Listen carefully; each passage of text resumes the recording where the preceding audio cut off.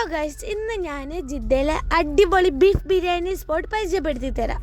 എവിടാന്ന് നിങ്ങൾക്ക് കണ്ടപ്പോൾ തന്നെ മനസ്സിലായിട്ടുണ്ടാവും. എന്നാലും അറിയാത്തവർക്കായിട്ട് ഞാൻ പരിചയപ്പെടുത്തി തരാം. ഇതാണ് നമ്മുടെ സ്വന്തം കാദൻസ്. ഒരുപാട് വേറെ മെനൂസ് ഉണ്ട് കേട്ടോ.